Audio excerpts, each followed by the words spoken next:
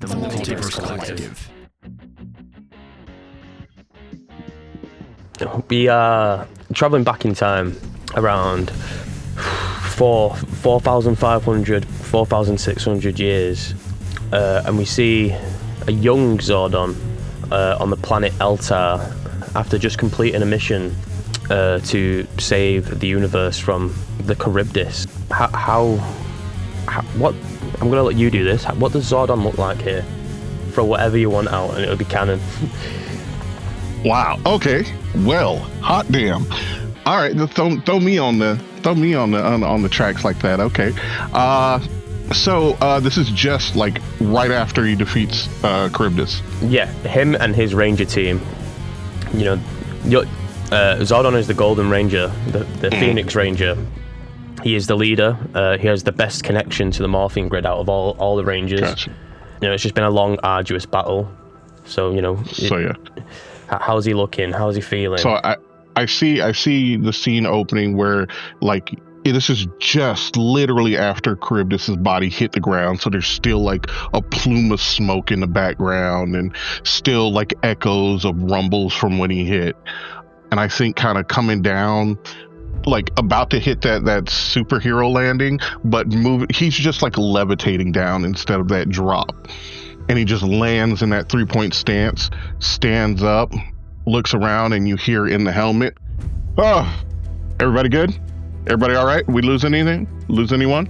As you look around, you see your teammates, all of them battered and bruised, but everyone seems to be surviving. You see the Blue Ranger.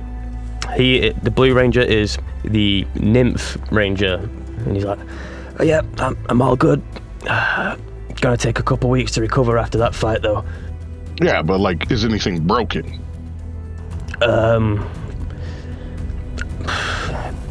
Initial scans show everything's fine. Good. That's what I like to hear. All right, anyone else? Everyone else good? We ready to move on? You see all the rest of the Rangers put the thumbs up and just start plodding forward. Fantastic. Was I given any direction as to what to do with Charybdis once defeated, or are we just kind of leave Charybdis there, walk off into the sunset, go Power Ranger? Exactly that. We never see what happens to the monsters after the defeat. Fantastic. All right, so I guess we're done here. We'll leave the rest to clean up, and he'll start walking. And as he's walking, you'll see just his helmet split right down the middle, and then just start to fold back. And as it does, you see Zordon. He is about, let's say, he's about 6'5", just like Roman statue-esque kind of like chiseled face and just like natural good looks. He has like 2 scars, and somehow they're just miraculously placed in the most opportune places to not draw from his face or his rugged charm and good looks, but it accentuates it. Okay. So you see that, and it cuts back, and as it keeps cutting back, like his eyes are closed at first and then opens up to, get used to that change of light. And you see that he has just they almost look like they're glowing, but they're not. They're just that brilliant, deep hue of emerald. Nice. We see you walking off into the distance and into the sunset. You've just saved the universe. You get back to your base of operations. And imagine at this point, the morphing grid doesn't have a lot of protection. It's you're very early on in the eons of life for this sector of the universe, and you see, the morphing grid. It's just this massive tube with loads of different multicolored lights shooting all through it, and you've just got loads of different computers and consoles around, and on these screens that are floating around the place, you see hundreds, if not thousands, of messages of thanks from people across the universe. You're being hailed as a god, the god of the Rangers, for everything you've done in the prior years to fighting the Charybdis, and now defeating the World Eater itself. It's something that no one thought was going to happen, and you and your team of Rangers have just miraculously pulled the biggest win out of nothing, and you know that the job's never done, ever. You know, you as Zordon would get back, and you'd know something else is going to happen next week or next month. There's going to be another threat that you need to go and deal with. So I imagine you go back and you just get straight back into prepping for the next big thing that is going to be threatening you yourselves as Power Rangers or the universe as a whole. You know, time goes by, you defeat countless other people. Rita Repulsa, you steal her away on the moon of a young planet called Earth. You fight Ivan Ooze and steal him away on the planet Earth and bury his tomb, so people can't find where he is. And all these things keep happening, and you keep getting all this praise as the one. You are like the man. You are who everybody relies on for everything. And then one day while you're at the base, you start seeing anomalies on your computers, and it seems like there's some sort of instability with the morphing grid and the universe, and it seems that there's fluctuations of different energies that you've never seen before that could only be described as gateways to hell. As you look at the videos from different planets, when you see these tears in the sky, you see different beings that you never would have encountered before the tear closes itself, and you know something significant is happening on a fundamental level. You've got to find a way to sort it out. What would your reaction be to a universal threat that is bigger than the previous one?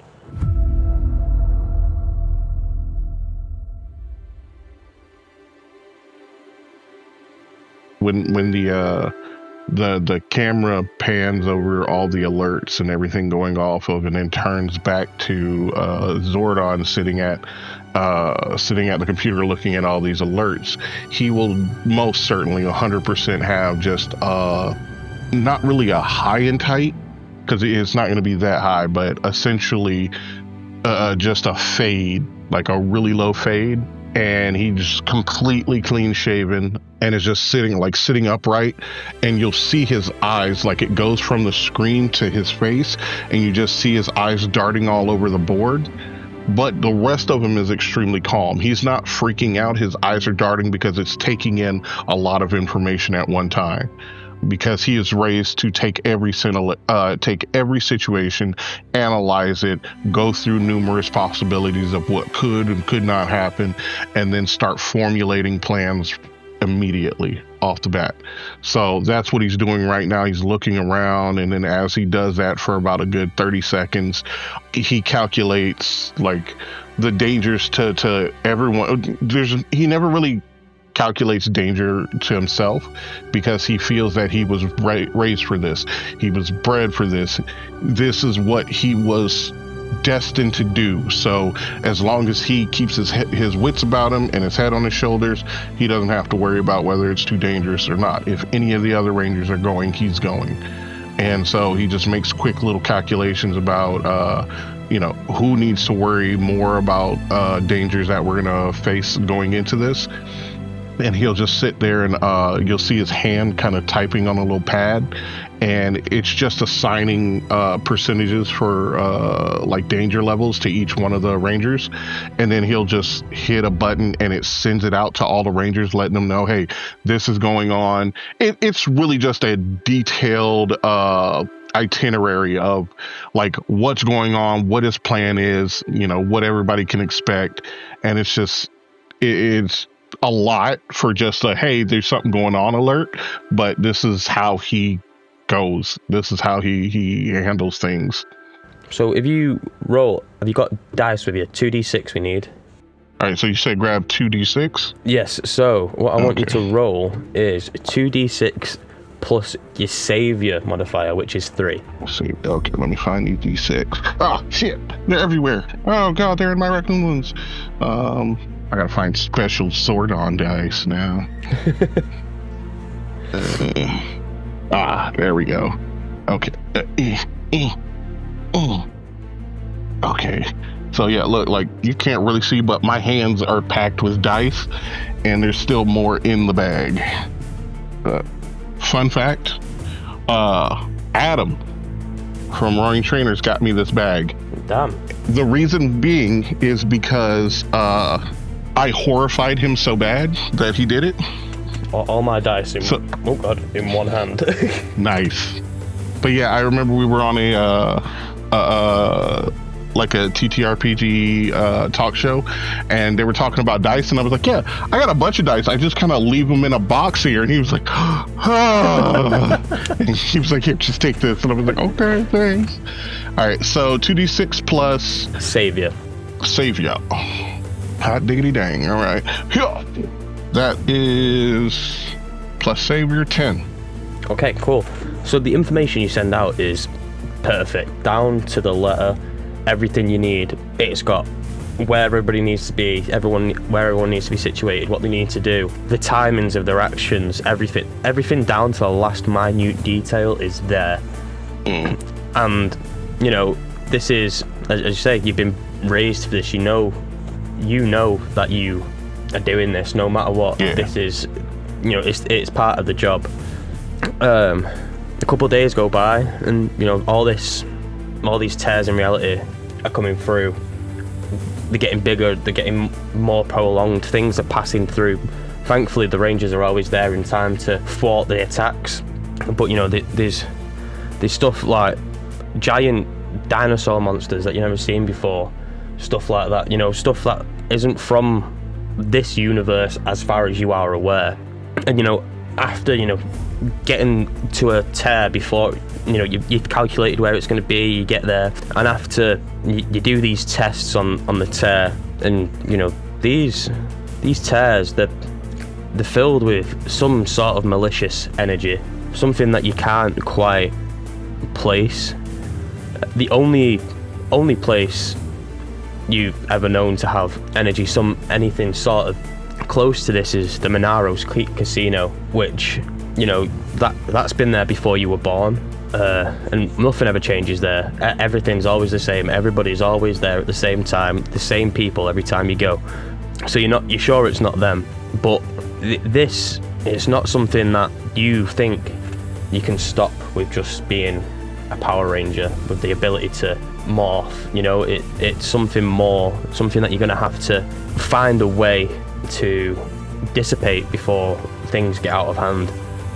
You spend weeks on this, and I mean day and night, 72-hour days, 4 hours sleep, 72-hour days.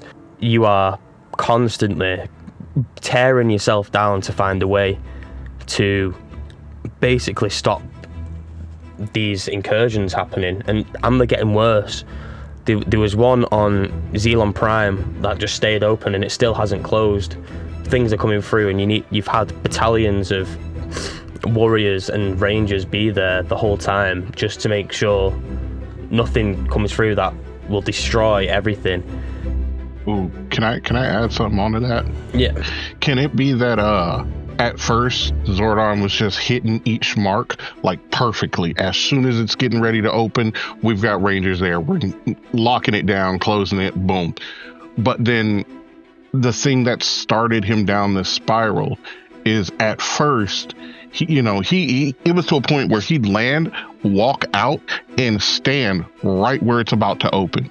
And just so he can hurry up, knock it out quick, and move on to the next one. Just, he had it that precise to where it was going to spawn.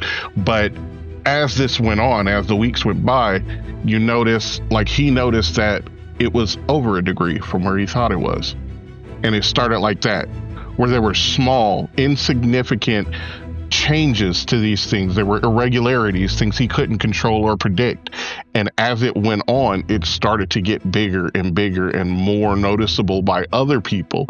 And that sent him down that spiral like, whoa, I don't like that this is starting to be, I have all the information. Why am I not as prepared as I should be?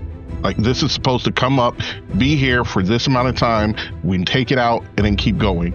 And then, yeah, he started going into the 72-hour days, trying to figure out what is going on, what's causing these anomalies.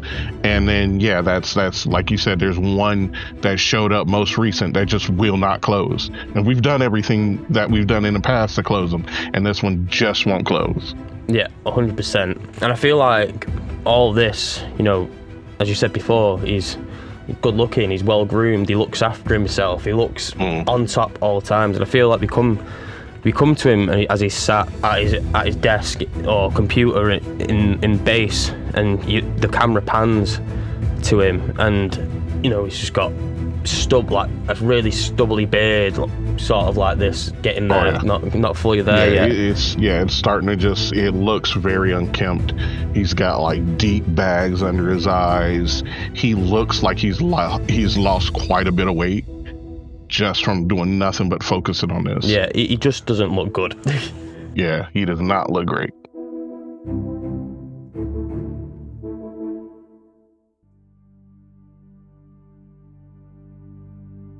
He's sat there and he's that focused, he doesn't notice that there's a person stood behind him. Well, howdy, stranger. You look like you could use a little help there. Yeah. Wait, who are you? What? The name's Balam. I'm not from around here, but I think I can help. Am I in my room at this point?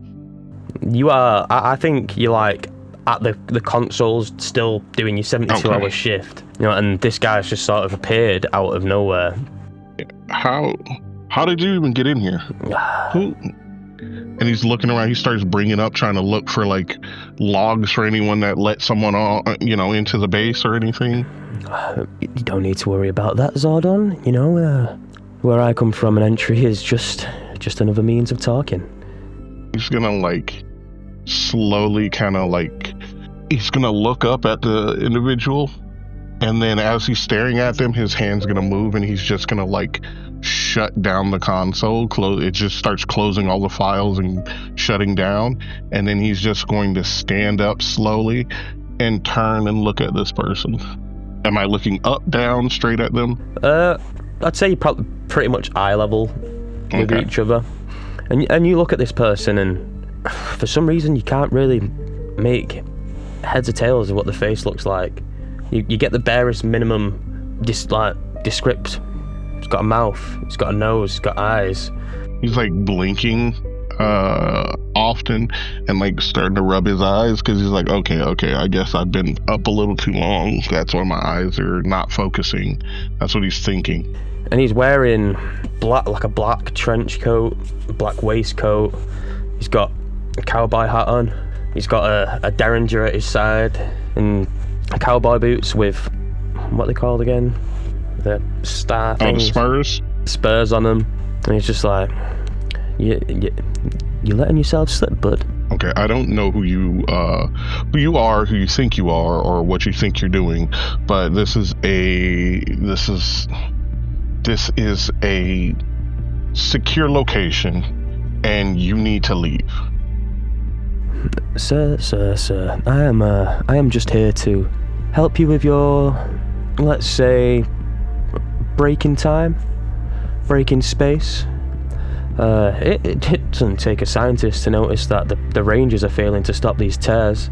We are not. We are taking care of them in a very express and professional level, and I don't know where you're getting this information from. Every one of them have been closed to this point, and the one that we're working on now will be closed very soon. So I don't know where you're getting this information that we can't handle it, because we have done it up until now and we'll continue to do it. Yeah, but that's just the ones you know about. And he clicks his fingers and all the screens come back on, and you see all these other fully open tears that you hadn't even had in your calculations over the last couple of weeks. They hadn't even appeared to you that they would be opening here. And he's like, I count just on these screens alone 6 or 7 planets that have no Rangers to save them. How do I even know that's actually real? That's a nice little magic trick you did there. Great. We all know how to do tricks with electronics. So unless you have some proof that these are actually happening, which I seriously doubt, because if you look here and you'll start typing and bringing up all his spreadsheets and everything, tracking all the opens and tears, and it's like it's just a big Excel spreadsheet of when it opened, how they took care of it, when it closed. It's completely itemized. Yeah, Balam comes over to you and he's just like, I'll show you. And he puts his hand on your shoulder and clicks again. And you're on one of these planets. And it's just chaos and destruction around you. Where the hell are we? What is the... Do you need to see more? And he looks out and, he'll try and push him off and try and go save somebody. He'll try and call his suit to him. The suit comes and you morph into your golden armor, and you run off, but it's too late. There's nobody. The planet is gone. It's overrun with these quadrupedal red monsters. And they're just absolutely... They stopped killing people and they started just tearing the world around them apart. It looks to you that they're trying just to get to the core of the planet. And as you're witnessing this, Balam comes up to you and he's just like, I told you, excuse me, these planets, they're not in your equation there. He's like, no, this is impossible. And he whips out, he goes into his little his little UI on his his visor and starts triangulating where he is in the universe to figure out what planet this is, and then he's going to cross-reference that between finding out what the actual status of this planet is, just to he's doing all he can right now. He is freaking out. He's doing all he can to prove that this is fake, because there is no way that he didn't know something and wasn't prepared for something and cannot handle something coming up. That is not the purpose of the Gold Ranger. You are on the planet Cygnus 7b. Okay. And I'm cross-referencing, trying to see if I can find any information on this planet, or it's if there's any live cameras that I can tap into just to see the status of what's going on. Let's have you roll, because this is a dice rolling game. Let's roll 2d6 plus superior. All right. Oh no! That is a 4 plus, you said superior? Yeah. So 7. Okay, so you can look into the cameras that are about, and you see that they were wiped out the same day the energy appeared. For some reason, it just didn't translate back. And then you also see the calls for help, the hundreds and thousands of people calling the Rangers for help that just didn't reach. And I'm just I'm forwarding through all the footage that I can find, all the information, and then it gets up to today, current time. One of the live feeds are still on. I'm looking around and it looks exactly the same as what I'm looking at now. So he is starting to have a panic attack, because he is realizing that he thought he had everything handled. He thought, he is the Gold Ranger. Everything is, everyone is protected as long as he's around. No harm shall come to anyone. This is his purpose. And now to come find out you've only been doing, at best a third of your job. Yeah. And Balam has stood there and he's like, I told you, I can make it go away. All of it.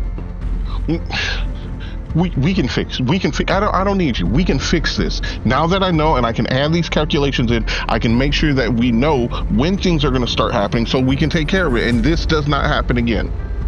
He puts his hand back on your shoulder and snaps again, and you're back in base. And he goes, well, son, I'm gonna give you this card here, and when you realize the Rangers aren't cut out for this, I'll just give me a call and I'll be back. And then poof, he disappears.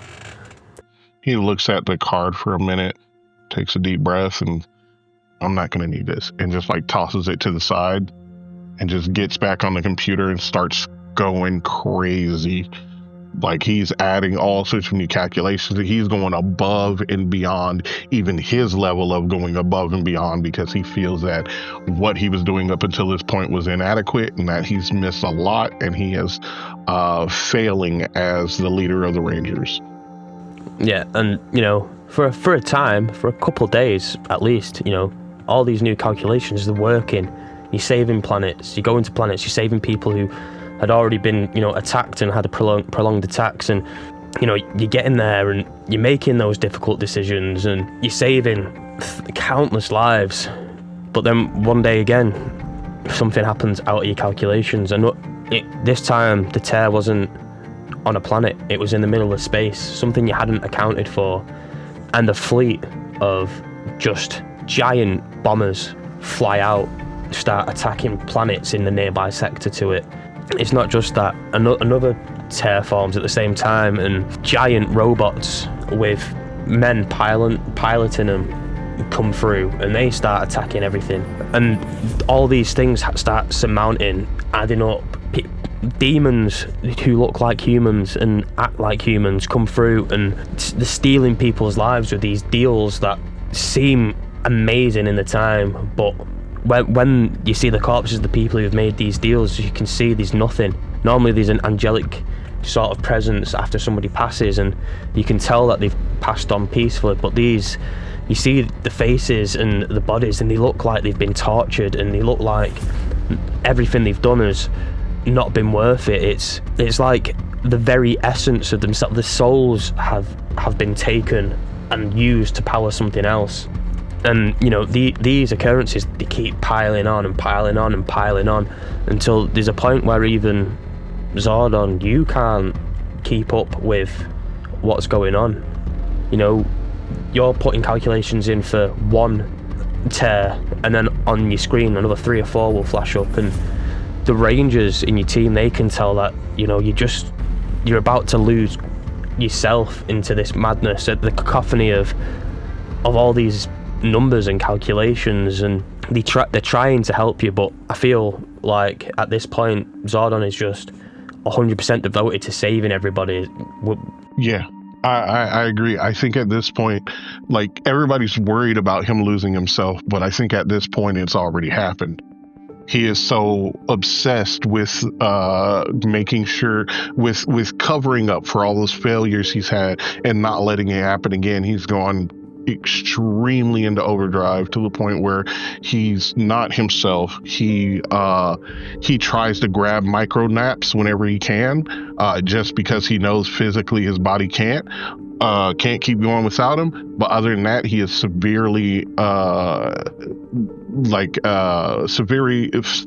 severely slacking on sleep, and just really out of it. Like, a lot of times they come and, hey, here, we got you something to eat, you know, we haven't eaten it. He just ignores them, or they try and, you know, talk to him, you know, hey, you need to take a rest, you need to take a break, somebody can take over, and he'll snap on them and then go back to doing what he's doing. And yeah, he is just a shell of who he used to be. And like, everybody can see he's unintentionally driving everybody away because of his obsession with what's going on right now. Yeah, and, you know, the weight of carrying the universe on your shoulders, it's an immense weight for one person to carry. I'm gonna roll something here. Yeah, you know, for one person it's a lot, but for, you know, the individual who appointed himself the savior of all life, and to find out that you've been severely slacking in your job, you're not even 50% of the hero you thought you were. You know, your entire identity, which is being a hero, you find out that you are just severely slacking, and now all that, it does a lot to you. Definitely does not do anything good to your psyche, especially if you have no idea of who you are outside of that. Yeah, 100%. It's basically like growing up it's like when you see these people who grow up in the forest, and they come to civilization, and they just sort of can't get to grips with what's going on. Jesus, I'm burping a lot. I can smell that one. Yeah. And I think one day, trigger warning for death here for people who are listening. If you don't want to listen, skip 5 minutes ahead. And it's all right. I'll be back in 5 minutes. And one day you go out with the Rangers, and the calculations are completely off. Everything you've programmed in and thought was going to happen doesn't happen, and you see your Ranger team at the end of the battle. You're the last one standing. The other 4 members of your Ranger team, they've all passed on. They've been pierced through by this giant tree monster thing who just completely gutted them, and through the power of the Phoenix Morpher, you managed to escape that fate. The story goes, the Phoenix falls and it rises again. And that's something you'll have to live with forever. And thankfully, through rising again, your body's back to its peak condition. You feel back again, but the mental toll of seeing these people who I'm assuming he did see as friends, but he didn't know how to tell them they were friends. It's a lot of toll for one man. Now he's alone, facing a universe of potential terrors, and that's got to do with a fucking absolute ton of psychic damage to a man. So I just imagine, like you said, they're fighting this giant tree, and you see him just like he's ordering around people, and he's just looking on in horror as they're all just getting destroyed. And then he goes and tries to save one of them, and he gets pierced himself.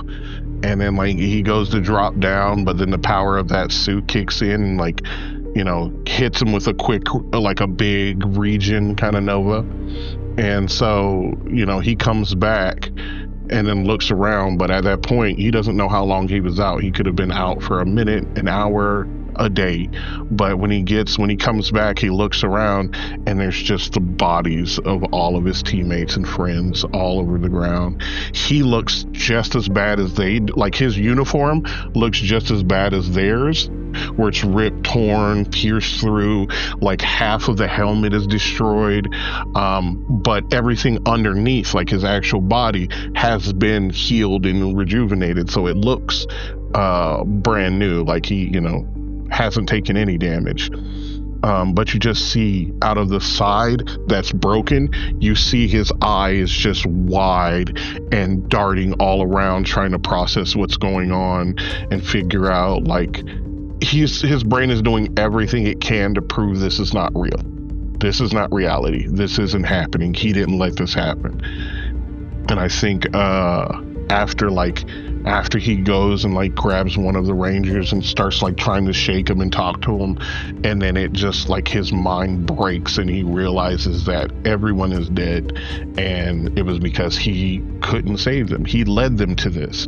He brought this upon them. He was supposed to save them. He was supposed to save everybody, and he can't even keep his team safe.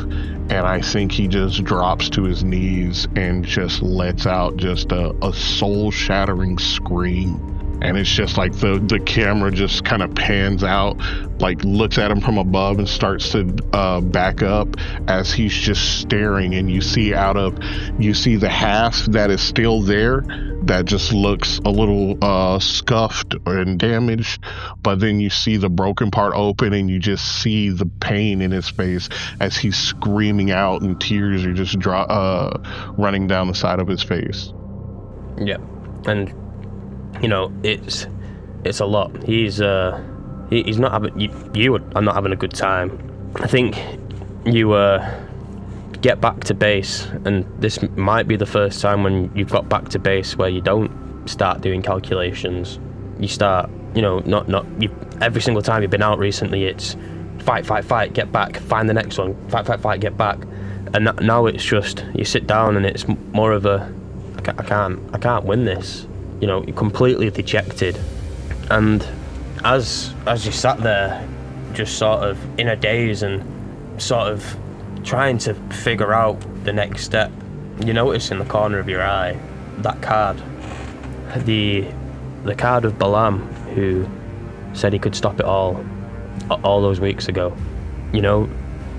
Everything's going through your head. What if he was lying? What if he's just trying to to play me for a fool, but I think in the end you call, and again you pick up this piece of paper and you start dialing it in, and as soon as you dial that final number in, it doesn't even ring. It's just Zordon.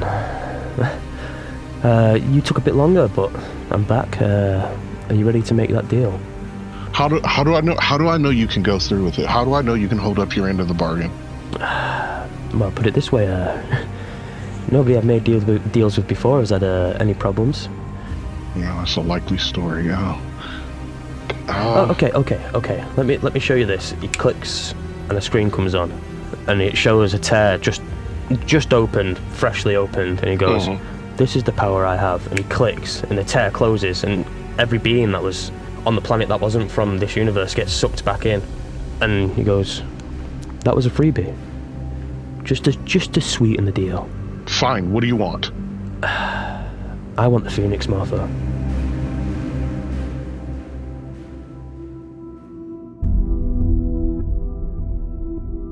Here's how the deal will stem. You give me the Phoenix Morpher, and I will ensure that you survive to see and protect the universe forever in its eternity. And I will close all of these tears and make sure they don't happen again. At least for not a very long time, or until I die myself, which, from my calculations, isn't happening anytime soon. I've been alive for several thousand years, and I still look this great. I also want the power to stop these rifts. Let's make the deal more interesting. We both know these creatures, these apparitions of yes, the Morphers. They're all mythological, and they all have a place in this universe to roam and grow, to become able to intertwine with rangers like yourself. The ones from your freshly passed away comrades, my condolences, by the way. They have returned to this plane to regrow, to be able to go back and become that strong again. How about I make it so you watch over them to make sure they will always be ready? How about I make it so you can always look after rangers and make sure that you are sending them out on righteous missions? Yes, give me the power to make sure that this does not happen again. Okay. And then he grabs you on the shoulder, clicks. You appear on Earth. This is the site where the most energy is coming through. This is where I can close it all. And you stood on the mountain ranges of this little area, and it's just a little village at this point. And these aren't even humans at this moment in time. These are something before. These are Neanderthals compared to what humans are in the year 3198, which is where our current story takes place. And he goes, one day you'll get a team who will maybe surprise you. So when you are ready, Zordon, I want you to take off that morpher and place it in my hand. And when you do, I'll make all your worries disappear. He grabs the morpher and looks at it, and he looks at him, and then he looks at the screen, and he starts squeezing the morpher in his hand as he's looking at the screen, and then looks back behind him at just the empty headquarters behind him, where he remembers all the different times that he's had the meetings with his rangers, and just them lounging about, helping out, all the different experiences they've had together. And he's just processing all that. Then it just kicks back right over to everything he saw as they were being destroyed, and the camera zooms in on his hand as he's moving it towards this being to give them the morpher, and you see that he squeezed it so much that you start to see a little blood trickle down his arm, and he's just hands it to them and turns his head. You've made an excellent choice, Zordon. So, and he's holding this. Balam's holding this morph in his hand, and he's sort of flipping it and catching it, and he goes, "My boss is going to love this," and he clicks, and from where he stood, just a massive ripple explodes from him, and you see on the screens all these tears. In reality, the closing, everything that's come out from the other side are getting pulled back in, and all the damage that has been caused is being reversed. The Rangers who were once your teammates are fine. The back to being alive and well, and you know, it's everything, all the planets you've lost, every person you've lost, the back, and then this pain hits you, and the next thing you know, you've collapsed on the floor. But it feels like you've passed on and you've died, but the next thing you know, you are in this tube, and your consciousness is wired into the morphing grid, into reality, and you look through this tube and you see all consoles and everything, and you see Balam stood there, and he said, "I never said I'd let you keep your corporeal form now, did I?" This isn't what we agreed on. What am I supposed to do in here? I told you, you're gonna look after those mythical beasts of yours and raise some rangers. And in the meantime, I'm gonna be taking this, and he pockets the Phoenix morpher, and he goes, This isn't what we agreed on. "Oh, no. This isn't what you agreed on. It's what I agreed on. You didn't ask for specifics. You asked for the power to keep people going and stop the tears coming back. You can stop them with the knowledge you have now, and your body doesn't become fatigued. You don't have to take breaks. You can do all the calculations you want, but now you'll be leading a different team from the HQ. I've kept my end of the deal. You asked for the power to be able to stop this from happening ever again, and I've given it to you. So, with that, I bid my adieu." And he clicks, and he's gone. Get back here! And then, yeah, he's just like screaming in this tube. And, you know, we see Zordon, you know, say this is thousands of years back. We see Zordon is through these different eras, and we see all these different eras of Rangers coming through into the base, and Zordon leading these Rangers. Then we come up to the present day, where we see Murphy, Max, and Spencer as they've just got onto the Perd to fly off, and this is the first time in the thousands of years that you've been in this tube where you think to yourself, maybe this wasn't the right decision to send them. This threat that you and your Rangers struggled to defeat all those thousands of years ago, it's come back. Now you're sending 3 Power Rangers, only 3, to deal with this universal threat, which shouldn't be here by all rights, because, you know, you killed it thousands of years ago. And as you're sat there, well, floating there, really, Balam appears again. He goes, "Hello, old friend." What the hell are you doing here? "Oh, well, you know, when you failed to stop something from a different universe breaking in, I thought maybe you'd given up." You know I'm not giving up until I get that back from you, and I stop you myself. That's really funny, Zordon. I do not own it anymore. My boss Lilith, she owns it, and she was ever so happy to have received it for this price. And you know, we don't have the morphing grid where we are in our multiverse. But I just want to let you know, the moment this universe crumbles, if those Rangers fail, I'll be taking that morphing grid next. Yeah, you gotta come through me before you do that. And I've fallen for your crap one time. I will not do it again. Hey, I gave you exactly what you wanted, Zordon. You wanted the power to stop those tears. You wanted the power to be able to watch and stop it from happening again. And when this Charybdis came from a different universe, a different multiverse, you didn't stop it. You just floated there and watched. You know, this is going to be fun to sit back and watch, but unfortunately I've got some prior arrangements to get to. Maybe me and you can have a powwow soon, Zordon. And maybe speak over some martinis or something. Just wait till you see what my Rangers can do. And again, he disappears.